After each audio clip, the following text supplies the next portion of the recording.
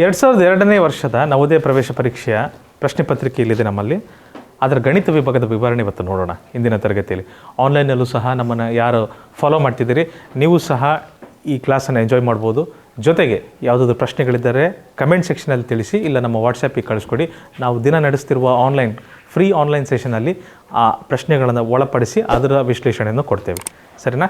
So ಮೊದಲನೇ ಪ್ರಶ್ನೆ ಈ ರೀತಿ ಇದೆ.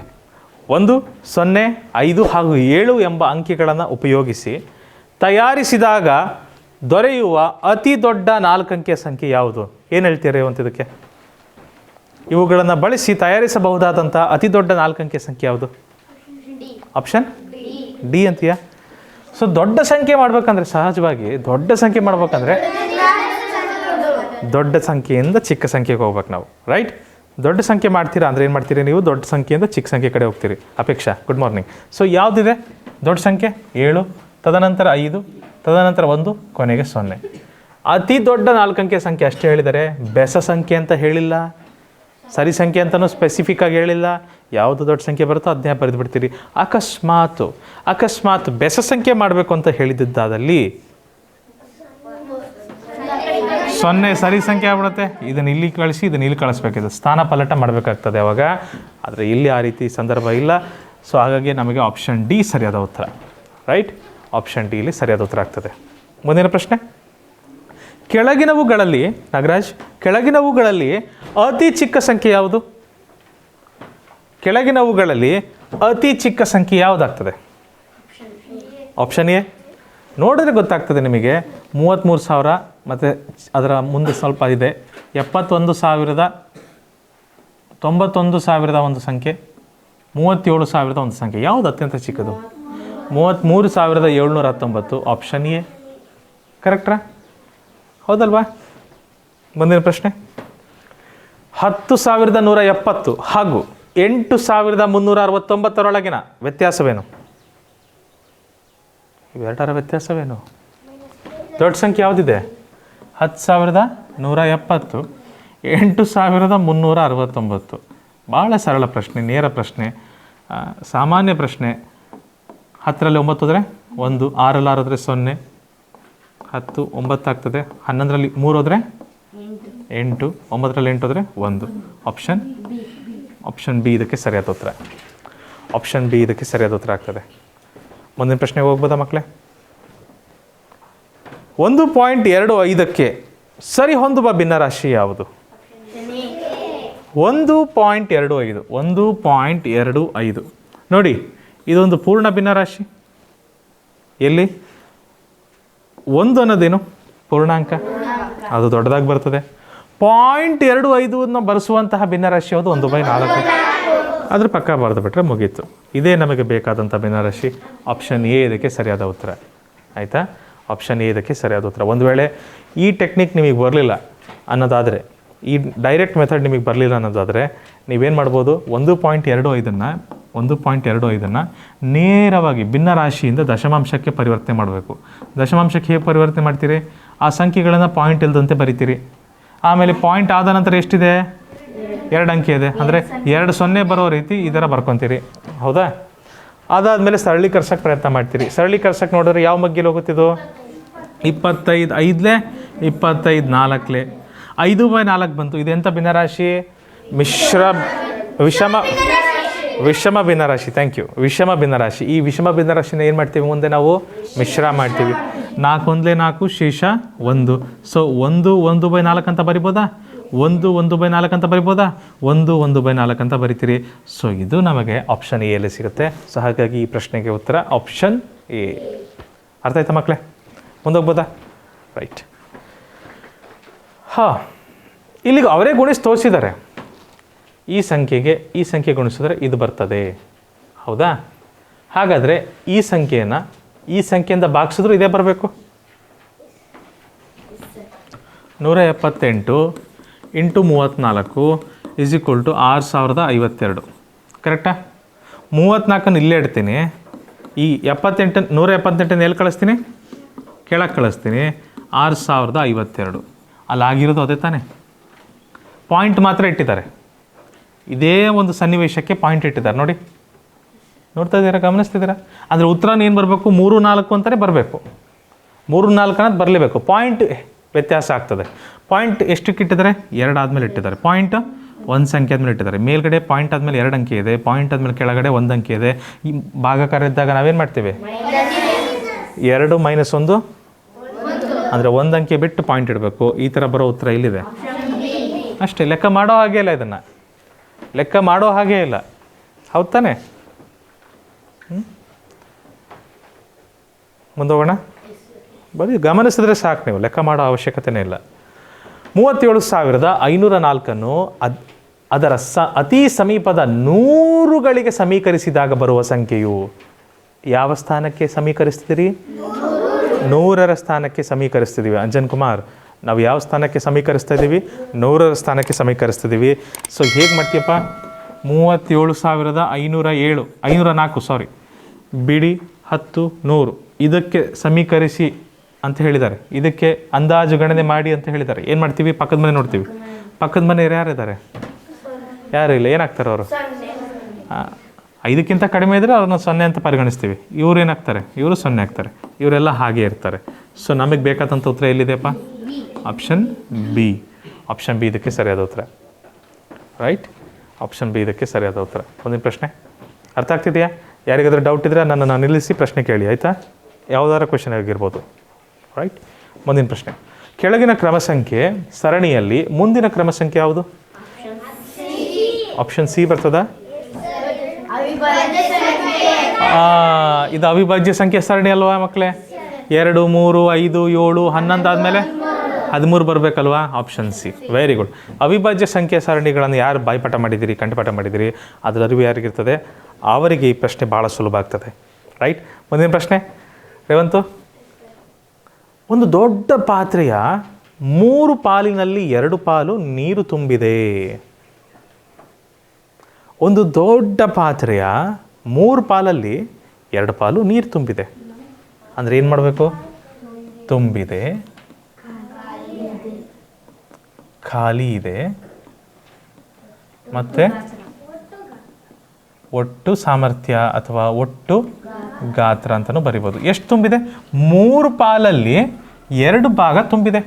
ಹೇಳ್ಬೋದಾ ಸರ್ನು? ಒಟ್ಟು 3 ಪಾಲಿತ್ತು, ಅದರಲ್ಲಿ 2 ಪಾಲು ತುಂಬಿದೆ. ಹಂಗಾರೆ ಎಷ್ಟು ಪಾಲು ಖಾಲಿ ಇದೆ? 1 ಪಾಲು ಖಾಲಿ ಇದೆ. ಹೇಳ್ಬೋದಾ ಈ ಥರ? ಭಾಳ ಮುಖ್ಯ ಪ್ರಶ್ನೆ ನೋಡಿ. ಈ ಥರ ಪ್ರಶ್ನೆ ಬಂದೇ ಬರ್ತದೆ ಈ ವರ್ಷ. 2024ರ ನವೋದಯ ಪ್ರವೇಶ ಪರೀಕ್ಷೆಯಲ್ಲಿ ಈ ರೀತಿ ಪ್ರಶ್ನೆಗಳು ಬಂದೇ ಬರ್ತವೆ. ಎಲ್ಲರಿಗೂ ಹೇಳ್ತಾ ಇದ್ದೀನಿ, ಆನ್ಲೈನಲ್ಲೂ ಸಹ ನಮ್ಮನ್ನು ಯಾರು ನೋಡ್ತಿದ್ದೀರಿ ನಿಮಗೂ ಸಹ ಹೇಳ್ತಾ ಇದ್ದೀನಿ. ಅದು ಪೂರ್ತಿ ತುಂಬಲು ಇನ್ನೂ 1 ಪಾಲು ಬೇಕಿತ್ತು. ಅವ್ರೇನು ಹೇಳ್ತಾ ಇದ್ದಾರೆ ಆ ಪ್ರಶ್ನೆಯಲ್ಲಿ? ಅದು ಪೂರ್ತಿ ತುಂಬಲು ಇನ್ನೂ 50 ಲೀಟರ್ ನೀರು ಬೇಕೆಂದಾದರೆ ಆ ಪಾತ್ರೆಯಲ್ಲಿ ಒಟ್ಟು ಎಷ್ಟು ಲೀಟರ್ ನೀರು ಹಿಡಿಯುತ್ತೆ? ಅಲ್ಲಪ್ಪ, ನಮಗಿನ್ನೂ 1 ಪಾಲು ಬೇಕು ಅಂತ ಹೇಳಿದ್ವಿ. 1 ಪಾಲು 50 ಲೀಟ್ರ್ ಅಂತ ಅವರೇ ಹೇಳ್ತಾ ಇದ್ದಾರೆ. ಇನ್ನೂ ಪೂರ್ತಿ ತುಂಬಬೇಕಂದ್ರೆ, ರೈಟ್? ಇನ್ನೂ ಪೂರ್ತಿ ತುಂಬಬೇಕಂದ್ರೆ 1 ಪಾಲು 50 ಲೀಟ್ರ್ ಆಗುತ್ತೆ ಅಂತ ಅವರೇ ಹೇಳ್ತಾ ಇದ್ದಾರೆ. ರೈಟ್? ಸೊ 1 ಪಾಲು 50 ಹೇಗಾಗುತ್ತೆ? ಏನು ಗುಣಿಸಿದ್ರೆ ಆಗುತ್ತೆ? 50 ಗುಣಿಸಿದ್ರಲ್ವ ಮಕ್ಕಳೇ? 50 ಗುಣಿಸಿದ್ರೆ ಅದು 50 ಲೀಟ್ರ್ ಆಗುತ್ತಲ್ವಾ? ರೈಟ್? ಇದು ಸಾಮಾನ್ಯ ಗುಣಕ. ಇಲ್ಲೂ ಗುಣಿಸ್ಬೋದು, ಅಲ್ಲೂ ಗುಣಿಸ್ಬೋದು. ಯಾವ ಪ್ರಶ್ನೆ ಕೇಳಿರ್ತಾರೋ ಅದಕ್ಕೆ ತಕ್ಕಂತೆ ನಾವು ಬಳಸ್ಬೋದು. ನಮಗೇನು ಕೇಳಿದರೆ ಒಟ್ಟು ಸಾಮರ್ಥ್ಯ ಎಷ್ಟು ಅಂತ ಕೇಳಿದರೆ, ಒಟ್ಟು ಗಾತ್ರ ಇಲ್ಲಿದೆ, ಅದಕ್ಕೂ 50 ಗುಣಿಸ್ತೀರ ಅನ್ನೋದಾದರೆ ಎಷ್ಟಾಗುತ್ತೆ? 53 150 ಲೀಟರ್. So option 150 ಲೀಟರ್ಗಳು. ಒಂದು ವೇಳೆ ಎಷ್ಟು ಲೀಟರ್ ನೀರು ತುಂಬಿದೆ? ತುಂಬಿರುವ ಜಾಗಕ್ಕೆ, ಈ ಜಾಗಕ್ಕೆ ಇಲ್ಲೂ ಸಹ 50 ಗುಣಿಸ್ ನೋಡ್ರಿ, ಎಷ್ಟು ಬರ್ತದೆ? 100 ಲೀಟರ್ಗಳು ಅಂತ ಬರುತ್ತೆ. ಅರ್ಥ ಆಯ್ತಾ? ಸೊ ನೀಟಾಗಿ ಇದನ್ನು ಸ್ವಲ್ಪ ಮಾರ್ಕ್ ಮಾಡ್ಕೊಳ್ಳಿ, ಹೆಚ್ಚಿನ ಅಭ್ಯಾಸ ಮಾಡಿ ಇಂಥ ಪ್ರಶ್ನೆಗಳನ್ನು. ಇಂಥರ ಪ್ರಶ್ನೆಗಳನ್ನು ಹೆಚ್ಚಿನ ಅಭ್ಯಾಸ ಮಾಡಬೇಕು ನಾವು. ಪರೀಕ್ಷೆಯಲ್ಲಿ ಬರೋ ಸಾಧ್ಯತೆಗಳು ಹೆಚ್ಚಿದೆ ಈ ರೀತಿಯ ಪ್ರಶ್ನೆಗಳು. ಹಳೆ ಪ್ರಶ್ನೆ, ಹಿಂದಿನ ಪ್ರಶ್ನೆಗಳೆಲ್ಲ ಸಾಮಾನ್ಯ ಜ್ಞಾನ ಬಳಸಿದ್ರು ಸಾಕು, ಕಾಮನ್ ಸೆನ್ಸ್ ಬಳಸಿದ್ರು ಸಾಕು, ಒಂದು ನಿಯಮಿತ ಗ್ರಹಿಕೆ ಮಾಡ್ಕೊಂಡ್ರೂ ಸಾಕು, ನಾವು ಅದನ್ನು ಆ ಪ್ರಶ್ನೆಗಳಿಗೆ ಉತ್ತರಿಸ್ಬೋದು. ಈ ಪ್ರಶ್ನೆಗಳಿಗೆ ಸ್ವಲ್ಪ ಹೆಚ್ಚಿನ ಅಭ್ಯಾಸ ಮಾಡಬೇಕು ನಾವು. ಈ ಟೆಕ್ನಿಕ್ ಬಳಸೋದು ಒಂದೇ ಸರಿ ನೆನಪಾಗೋದಿಲ್ಲ. ಮುಂದಿನ ಪ್ರಶ್ನೆ, ಒಬ್ಬ ಅಂಗಡಿಯವನು ಒಂದು ಡಜನಿಗೆ ₹10ರಂತೆ 2 ಡಜನ್ ಬ್ರಷ್ಗಳನ್ನು ಕೊಂಡುಕೊಂಡನು. ಅವನು ಒಂದು ಬ್ರಷ್ಷಿಗೆ ₹1ರಂತೆ ಮಾರಿದರೆ ಅವನಿಗೆ ದೊರೆಯುವ ಲಾಭವೆಷ್ಟು?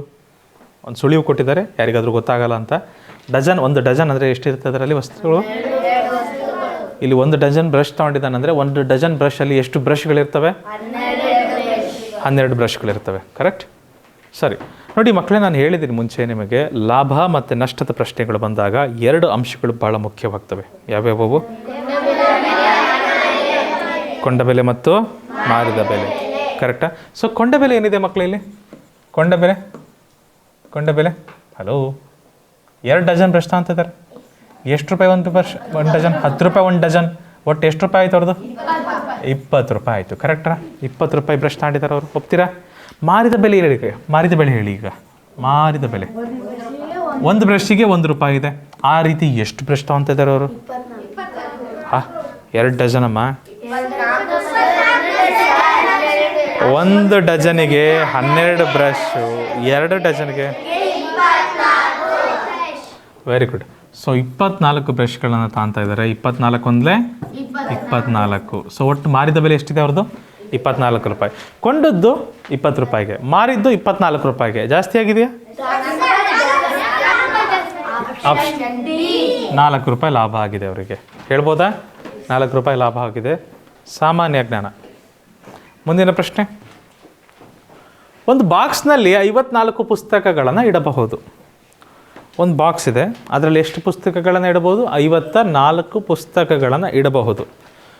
1890 ಪುಸ್ತಕಗಳನ್ನು ಇಡಲು ಎಷ್ಟು ಬಾಕ್ಸ್ಗಳು ಬೇಕಾಗ್ತದೆ? ಭಾಗಾಕಾರದ ಲೆಕ್ಕ. 1890 ಪುಸ್ತಕಗಳಿದ್ದಾವೆ. 54 ಪುಸ್ತಕ, 54 ಪುಸ್ತಕ, 54 ಪುಸ್ತಕ, 54 ಪುಸ್ತಕಗಳ ಗುಂಪುಗಳನ್ನು ಮಾಡಿಬಿಟ್ಟು ಬಾಕ್ಸ್ಗಳಲ್ಲಿ ಇಡಬೇಕು ನಾನು. ಆ ರೀತಿ ಎಷ್ಟು ಬಾಕ್ಸ್ಗಳು ಬೇಕಾಗ್ತವೆ?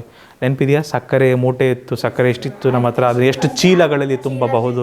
ನಮ್ಮ ಹತ್ರ ಇಷ್ಟು ಲೀಟರ್ ಎಣ್ಣೆ ಇದೆ, ಅದನ್ನು ಎಷ್ಟು ಮಿಲಿಲೀಟರ್ ಬಾಟಲಿಗಳಲ್ಲಿ ನಾವು ತುಂಬಬಹುದು? ನೀರು ಆಗಲಿ ಎಣ್ಣೆ ಆಗಲಿ ಮಾಡಿದ್ವಲ್ವ ನಾವು? ಭಾಗಾಕಾರದ ಲೆಕ್ಕಗಳು ತಾನೇ ಇವೆಲ್ಲ. ಶುದ್ಧ ಭಾಗಾಕಾರ ಲೆಕ್ಕ ಮಾಡೋಣ ಬನ್ನಿ. 1890 ಭಾಗಾಕಾರ 54 ಯಾವ ಮಗಿಲು ಹೋಗುತ್ತೆ ಮಕ್ಕಳೇ? 9 6 9 2 18 9 1 9 0ಗೆ 0. 6ರಿಂದ ನೇರವಾಗಿ ಮಾಡ್ಬೋದಾ ನಾನು? 6 1 6 3 18 ಶೇಷ 3 6 5 30. ಒಟ್ಟು ಎಷ್ಟು ಬಾಕ್ಸ್ಗಳು ಬೇಕಾಗ್ತವೆ ನನಗೆ? 35 ಬಾಕ್ಸ್ಗಳು ಬೇಕಾಗ್ತವೆ. ಆಪ್ಷನ್ ಎ ಇದಕ್ಕೆ ಸರಿಯಾದ ಉತ್ತರ. ಭಾಳ ಸರಳ ಪ್ರಶ್ನೆ, ಸರಳ ಮತ್ತು ನೇರ ಪ್ರಶ್ನೆ. ಮುಂದಿನ ಪ್ರಶ್ನೆ ಹೋಗ್ಬೋದಾ ಮಕ್ಕಳೇ? ರೈಟ್. 4 ಅಂಕಿಯ ಸಂಖ್ಯೆಗಳು ಒಟ್ಟು ಎಷ್ಟಿವೆ? ಏನೂ ಮಾಡೋ ಹಾಗಿಲ್ಲ ಇದರಲ್ಲಿ. 4 ಅಂಕಿಗಳ ಸಂಖ್ಯೆ ಎಷ್ಟಿದಾವಂದರೆ 4 ಡ್ಯಾಶ್ ಹಾಕಿ, ಆಯಿತಾ? ಮೊದಲು 9 ಬರೀರಿ, ಮುಂದೆಲ್ಲ 0 ಹಾಕ್ಬಿಡಿ. ಇದು 4 ಅಂಕಿಯ ಸಂಖ್ಯೆಗಳು. Option C. ಅಕಸ್ಮಾತ್ 3 ಅಂಕಿಯ ಸಂಖ್ಯೆಗಳು ಎಷ್ಟಿದಾವೆ ಅಂದರೆ ಏನು ಮಾಡ್ತೀರಿ? 9 ಹಾಕಿ 0 0. 2 ಅಂಕಿಯ ಸಂಖ್ಯೆಗಳು ಎಷ್ಟಿದ್ದಾವೆ? 1 ಅಂಕಿಯ ಸಂಖ್ಯೆ ಎಷ್ಟಿದೆ? ಓಕೆ. 5 ಅಂಕಿಯ ಸಂಖ್ಯೆ ಎಷ್ಟಿದ್ದಾವೆ? ಈ ರೀತಿ 90,000. 5 ಅಂಕಿಯ ಸಂಖ್ಯೆಗಳು 90,000 ಇದ್ದಾವೆ. ಅರ್ಥ ಆಯ್ತಾ? ಸೊ ಈ ರೀತಿ ನಾವು ಅಷ್ಟು ಅಂಕಿಯ ಸಂಖ್ಯೆಗಳು ಎಷ್ಟಿದಾವೆ ಅಂತ ಬರಿಬೋದು. ಸರಿನಾ? 1 ಅಂಕಿಯ ಸಂಖ್ಯೆ ಎಷ್ಟಿದ್ದಾವೆ? ಬರೀ 9. 2 ಅಂಕಿಯ ಸಂಖ್ಯೆ ಅಂದರೆ ಅದೇ 9 ಸ್ವಲ್ಪ ಮುಂದೆ ಸರಿಸಿ ಇನ್ನೊಂದು 0 ಹಾಕ್ಬಿಡ್ರಿ. 3 ಅಂಕಿಯ ಸಂಖ್ಯೆ ಅಂದರೆ ಇನ್ನೂ ಸ್ವಲ್ಪ 9 ಮುಂದಕ್ಕೆ ಸರಿಸ್ರಿ, ಇನ್ನೆರಡು 0 ಹಾಕ್ಬಿಡ್ರಿ. ಅರ್ಥ ಆಯ್ತಾ? ಈ ಟ್ರಿಕ್ನ ನೆನ್ಪಿಟ್ಕೊಳ್ಳಿ. ಮತ್ತು ಅಲ್ಲಿ ಎಕ್ಸಾಮ್ ಹಾಲಲ್ಲಿ ಮತ್ತೆ ಎಣಿಸ್ಕೊಂತ ಕುಂತೀರಿ ಎಷ್ಟಿದ್ದಾವೆ ಅಂತ. ಟೈಮ್ ಆಗ್ಬಿಡ್ತದೆ. ಓಕೆ. 2 ಸಂಖ್ಯೆಗಳ ಗುಣಲಬ್ಧ 5/4. ವೆಂಕಟೇಶ್, 2 ಸಂಖ್ಯೆಗಳ ಗುಣಲಬ್ಧ 5/4. ಒಂದು ಸಂಖ್ಯೆ 5/6 ಎಂದಾದರೆ ಇನ್ನೊಂದು ಸಂಖ್ಯೆ ಯಾವುದು? 2 ಸಂಖ್ಯೆಗಳ ಗುಣಲಬ್ಧ ಎಷ್ಟಿದೆ? 5/4. ಕರೆಕ್ಟ್ ಬರ್ತಿದ್ದೇನೆ ನಾನು? ಒಂದು ಸಂಖ್ಯೆ ಏನಂತ ಹೇಳ್ಯಾರೆ?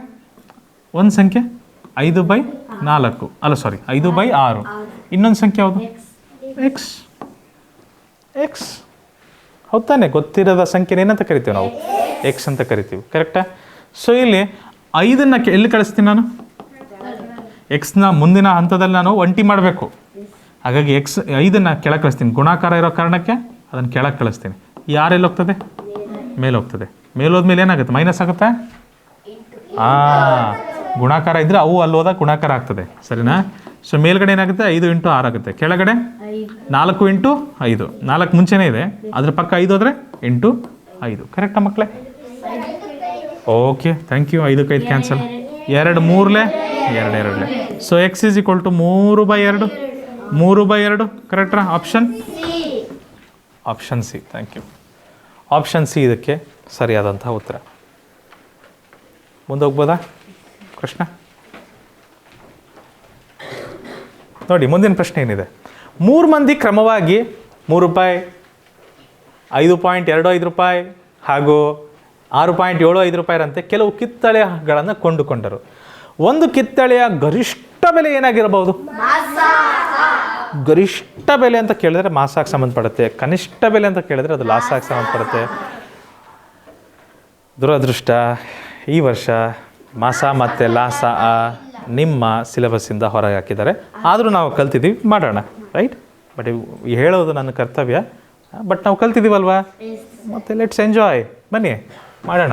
ಬಟ್ ನೋಡಿ, ಪಾಯಿಂಟ್ ಬಂದಾಗ ಸ್ವಲ್ಪ ಗಲಿಬಿಲಿ ಆಗ್ತದೆ. ಪ್ರಾರ್ಥನಾ, ಪಾಯಿಂಟ್ ಬಂದಾಗ ಸ್ವಲ್ಪ ಗಲಿಬಿಲಿ ಆಗ್ತದೆ. ಪಾಯಿಂಟ್ ಇಲ್ಲ ಅಂದ್ಕೊಂಬಿಡ್ರಿ, ಎಲ್ಲ ಪೈಸೆಗೆ ಮಾಡ್ಕೊಂಬಿಡ್ರಿ. ಎಲ್ಲ ₹1 ಎಷ್ಟು ಪೈಸೆ ಮಾರ್ಯಾರೆ?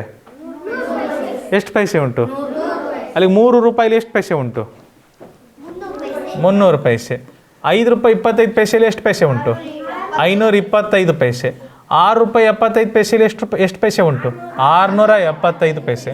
ಈಗ ಅನ್ಕೊಂಬಿಡಿ, ಎಲ್ಲವನ್ನು ನಾವು ಪೈಸೆಯಲ್ಲಿ ಬರ್ತಿದ್ದೀವಿ ಅಂತ ಅನ್ಕೊಂಬಿಡಿ. ಎಲ್ಲವೂ ಈ 3 ಸಂಖ್ಯೆಯು ಯಾವ ಮಗ್ಗಿಲಿ ಹೋಗುವುದುಂಟು?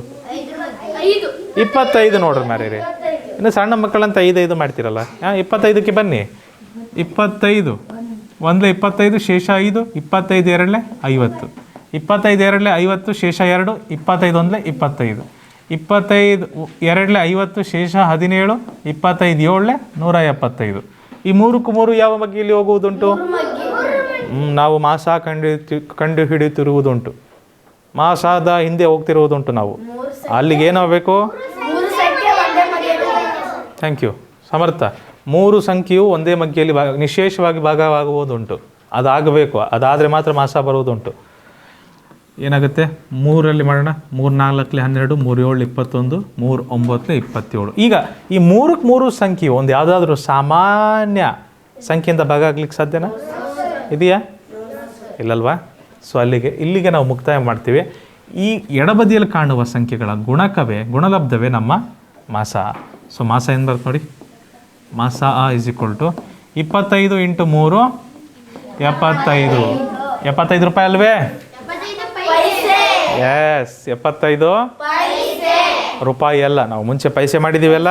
ಸೊ ಇದು ಸಹ ಪೈಸೆ, 75 ಪೈಸೆ.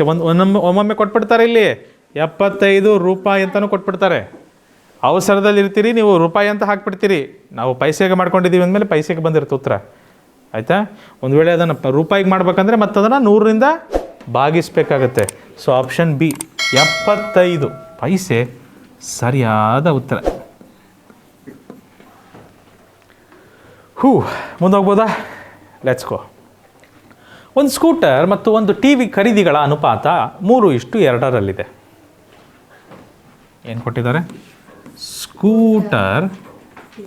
ಸ್ಕೂಟರ್ ಮತ್ತು TV ಇವುಗಳ ಖರೀದಿಯ ಅನುಪಾತ ಎಷ್ಟಿದೆ? 3:2 ಇದೆ. ನಿಮ್ಮ ಹತ್ರ ಎಷ್ಟು ದುಡ್ಡಿತ್ತಲ್ಲ ಅದರಲ್ಲಿ 3 ಭಾಗ ಸ್ಕೂಟರಿಗೆ ಹೋದರೆ ಇನ್ನು 2 ಭಾಗ ಎದಕ್ಕೆ ಹೋಗಿರುತ್ತೆ? TV ಖರೀದಿಗೆ ಹೋಗಿರುತ್ತೆ. ಓಕೆ, ಅವರೇನು ಹೇಳ್ತಾ ಇದ್ದಾರೆ ನಂತರ, ಸ್ಕೂಟರ್ನ ಬೆಲೆ TV ಬೆಲೆಗಿಂತ ₹6,000 ಹೆಚ್ಚಾದರೆ, ಸ್ಕೂಟರ್ ಬೆಲೆ TVಗಿಂತ ಎಷ್ಟು ಜಾಸ್ತಿ ಇದೆ ಅಂತೆ? ₹6,000 ಹೆಚ್ಚಾದರೆ TV ಬೆಲೆ ಎಷ್ಟು ಅಂತ ಕೇಳಿದ್ದಾರೆ. ನಾನಿಲ್ಲಿ ನೋಡ್ತಾ ಇದ್ದೀನಿ, ಸ್ಕೂಟರ್ನ ಬೆಲೆ TV ಬೆಲೆಗಿಂತ ₹6,000 ಜಾಸ್ತಿ ಇದೆ. ಸ್ಕೂಟರ್ನ ಬೆಲೆ TV ಬೆಲೆಗಿಂತ ₹6,000 ಜಾಸ್ತಿ ಇದೆ ಅಂತ ಹೇಳ್ತಾ ಇದ್ದಾರೆ. ನಾನು ನೋಡ್ತಾ ಇದ್ದೀನಿ ಸ್ಕೂಟರ್ನ ಬೆಲೆ TV ಬೆಲೆಗಿಂತ 1 ಪಾಲು ಜಾಸ್ತಿ ಇದೆ. ಹೋಗ್ರಿ ನಿಧಾನಕ್ಕೆ ಹೋಗ್ರಿ. ಇದು ಮೊದಲನೇ ಸರಿ ಅಲ್ಲ ಆಗಿರೋದು, ಅವ್ರ ಸಮಸ್ಯೆ ಅವ್ರಿಗಿರುತ್ತೆ. ಸೊ ಇಲ್ಲಿ ನೋಡಿ, ಸ್ಕೂಟರ್ನ ಬೆಲೆ TVಯ ಬೆಲೆಗಿಂತ 1 ಪಾಲು ಜಾಸ್ತಿ ಇದೆ. Right? Yes or no? But ಅವ್ರೇನು ಹೇಳ್ತಿದ್ದಾರೆ, ಆ 1 ಪಾಲು ಎಷ್ಟಕ್ಕೆ ಸಮ? ₹6,000 ಸಮ.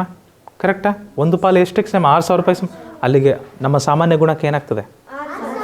1ಕ್ಕೆ 6,000 ಆದರೆ 2ಕ್ಕೆ ಎಷ್ಟಾಗುತ್ತೆ? ₹6,000 ಗುಣಿಸ್ಬಿಡೋಣ, ಎಷ್ಟಾಗುತ್ತೆ? 12,000 ಆಗುತ್ತೆ. ಒಪ್ತೀರಾ? ಟಿ ವಿ ಬೆಲೆ ಸಿಗ್ತಾ ನಮಗೆ. ಒಂದು ವೇಳೆ ನಮಗೆ ಸ್ಕೂಟರ್ ಬೆಲೆ ಕೇಳಿದರೆ ಎಷ್ಟಾಗ್ತಿತ್ತು? ಅದು 6,000 ಮೂರಲೇ 18,000 ಆಗ್ತಿತ್ತು. ನಮಗೆ ಬೇಕಾಗಿರೋದು ಟಿ ವಿ ಅಷ್ಟೇ, 12,000 ರೂಪಾಯಿ. ಆಪ್ಷನ್ ಸಿ ಇದಕ್ಕೆ ಸರಿಯಾದ ಉತ್ತರ. ಆಪ್ಷನ್ ಸಿ ಇದಕ್ಕೆ ಸರಿಯಾದ ಉತ್ತರ. ಅರ್ಥ ಆಯ್ತಾ ಮಕ್ಕಳೇ? ಇದು ಮಾರ್ಕ್ ಮಾಡ್ಕೊಳ್ಳಿ, ಇದನ್ನು ಮಾರ್ಕು ಮಾಡ್ಕೊಳ್ಳಿ. ಭಾಳ ಸುಲಭ ಇರ್ತದೆ, ಬಟ್ ಪರೀಕ್ಷಾ ಹಾಲಲ್ಲಿ, ಪರೀಕ್ಷಾ ಕೇಂದ್ರದಲ್ಲಿ ನೀವು ತಪ್ಪು ಮಾಡೋ ಸಾಧ್ಯತೆ ಹೆಚ್ಚಿರ್ತದೆ. ಹಾಗಾಗಿ ಸರಿಯಾಗಿ ಮಾರ್ಕ್ ಮಾಡ್ಕೊಳ್ಳಿ. ಮುಂದಿನ ಪ್ರಶ್ನೆ. ಕೆಳಗಿನ ಗ್ರಾಫನ್ನು ಓದಿ ತರುಣ್ 5 ವರ್ಷದವನಾಗಿದ್ದಾಗ ಅವನ ಎತ್ತರವೆಷ್ಟೆಂದು ಕಂಡುಹಿಡಿಯಿರಿ. ತರುಣ್ ಅವರು 5 ವರ್ಷ ಎಲ್ಲಿದ್ದಾರೆ? ಇಲ್ಲಿದ್ದಾರೆ. ಇಲ್ಲಿ ಅವರ ಎತ್ತರ ಎಷ್ಟಿತ್ತು? 90 ಸೆಂಟಿಮೀಟರ್. ಆಪ್ಷನ್ ಇಷ್ಟೇ ಮಕ್ಕಳೇ. ಸೊ ಇಲ್ಲಿಗೆ ನಮ್ಮ 2002ನೇ ಇಸ್ವಿಯ ನವೋದಯ ಪ್ರಶ್ನೆ. ಇನ್ನೂ ಒಂದಿದೆ, ಸಾರಿ, ಇನ್ನೂ ಒಂದಿದೆ. ಓಕೆ, ಇದನ್ನು ಮುಗಿಸ್ಕೊಂಡು ಬನ್ನಿ. ನಾನು ಮುಗೀತು ಅನ್ಕೊಂಡ್ಬಿಟ್ಟೆ. ಕೆಳಗಿನ ಚಿತ್ರ ಸಂಕೇತವು 3 ನಗರಗಳ ಜನಸಂಖ್ಯೆಯನ್ನು ಸೂಚಿಸುತ್ತದೆ. ಒಟ್ಟು ಜನಸಂಖ್ಯೆ ಎಷ್ಟು ಅಂತ ಕೇಳಿದ್ದಾರೆ. ಒಂದು ಈ ರೀತಿ ಚಿತ್ರದ ಒಂದು ಚಿಹ್ನೆ ಇತ್ತಂದರೆ, ಈ ರೀತಿ ಇತ್ತಂದರೆ, ಚಿತ್ರ ಸಂಕೇತ ಇತ್ತಂದರೆ ಅದು 75,000 ಜನಕ್ಕೆ ಸಮ. ಒಟ್ಟು ಜನಸಂಖ್ಯೆ ಕೇಳಿದ್ದಾರೆ. ಒಟ್ಟು ಚಿತ್ರ ಸಂಕೇತ ಎಷ್ಟಿದ್ದಾವೆ? ಒಟ್ಟು ಚಿತ್ರ ಸಂಕೇತ ಇಲ್ಲಿ 4 ಚಿತ್ರ ಸಂಕೇತ ಇದೆ. ಇಲ್ಲಿ ಎಷ್ಟು ಚಿತ್ರ ಸಂಕೇತ ಇದಾವೆ? 6 ಚಿತ್ರ ಸಂಕೇತಗಳಿದ್ದಾವೆ. ಇಲ್ಲಿ ಎಷ್ಟು ಚಿತ್ರ ಸಂಕೇತ? 7 ಚಿತ್ರ ಸಂಕೇತ. ಒಟ್ಟು ಎಷ್ಟು ಚಿತ್ರ ಸಂಕೇತ ಆಗ್ತದೆ ಮಕ್ಕಳೇ? 17 ಚಿತ್ರ ಸಂಕೇತಗಳಾಗ್ತವೆ. ಕರೆಕ್ಟಾ? ಒಂದು ಚಿತ್ರ ಸಂಕೇತಕ್ಕೆ ಎಷ್ಟಿದೆ?